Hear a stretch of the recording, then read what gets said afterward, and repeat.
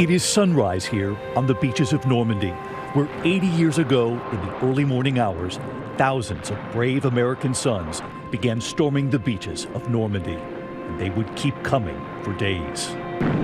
Everybody was scared because of the long life we figured we were going to have could be ended with one bullet or one bomb or one mine.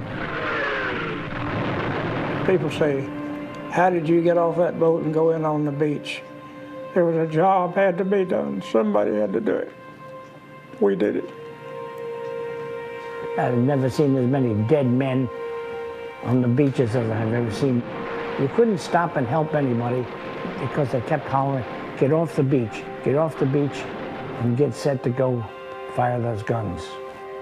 Seeing all of these boys that was killed and just laying there on the beach, it was just tough for a little kid to handle. And we were all young.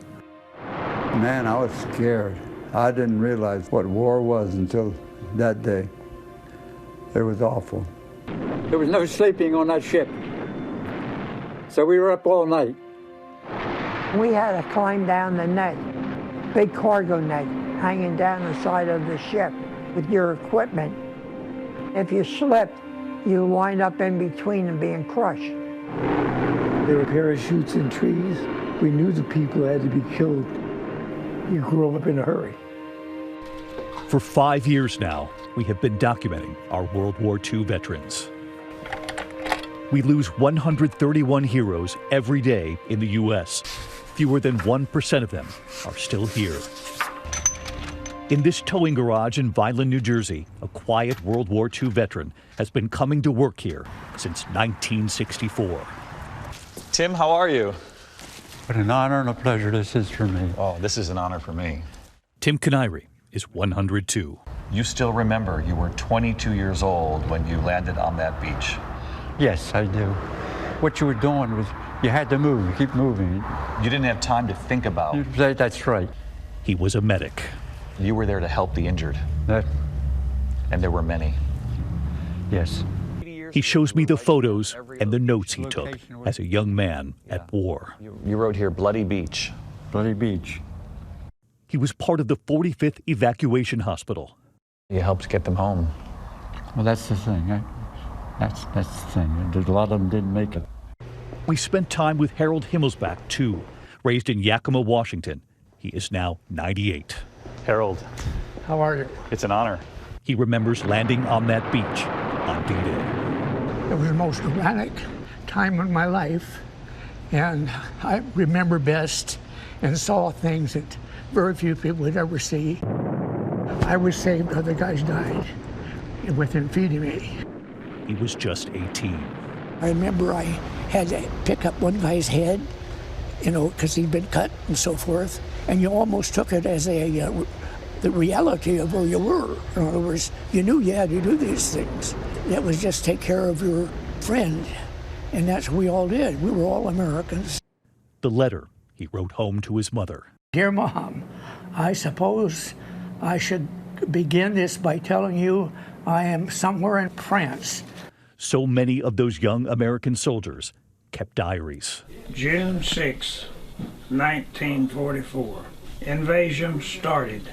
Harold McMurrin's diary had no entries for the next 5 days. He was with the 4th Infantry Division, and he told us he watched the medics trying to save his friends. They would try to perform. Even sometimes they would be in worse shape than the men that's trying to take care of. We all had what we called a buddy, and we knew that buddy would give his life for us, and vice versa. One of those brave combat medics at the war, Jake Ruser, who is now 99. Jake. Hi. It's an honor. Dave, nice to meet you. Nice to meet you, too. Jake knows how many heroes we lose every day, which is why he's on his way to a high school history class in Downingtown, Pennsylvania, to make sure their sacrifice is not forgotten. You didn't even talk about it for years and years. For years, for 60-some years, I never talked about it. Why do you think you didn't talk about it for so long? Don't know. You all came home and got to work. We got home, came home, went to finish our education, and we went to work. Hello, Mr. Back Loser. again. How are you? The principal and the students who are now nearly Jake's age when he was sent off to the war. The world we live in today is no accident. The freedom we enjoy today is the result of the actions of heroic folks like Mr. Rooser. The students fixed on Jake's words about the combat medics who would go out into no man's land, German snipers waiting. A lot of people don't realize that you were not armed. We were not armed. When you went out into no man's land. Yeah. You had to keep your eyes and ears open. And there were times when the Germans took aim. Their idea was to try to knock you out. Do you remember losing any of the medics? Oh, we lost quite a few of our medics.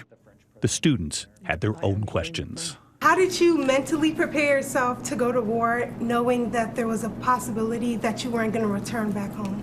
You never thought about that. You always went with the idea you're going to make it through. What would you say is something you gained from the war and something you lost? I think it made you grow up sooner. I'll tell you what, you did an awful lot of praying, at least I did. Thank you for your service. I mean, you put your life on the line. Oh, thank you. The applause from those students now fueling Jake on his journey back to Normandy. It's impressive, isn't it? Alan Kinder from Gainesville, Georgia, going back too after answering the call 80 years ago.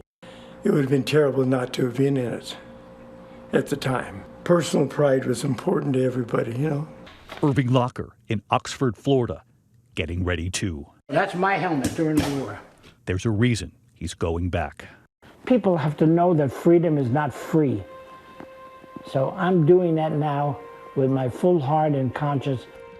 And back at that towing garage in New Jersey, Tim is getting ready for the journey. You're off? Off. Okay. At 102 years old, to go back 80 years later. That's something that gets to me. 80 years. And the people of Normandy are still honoring us. 80 years later, they are going back. When we come back.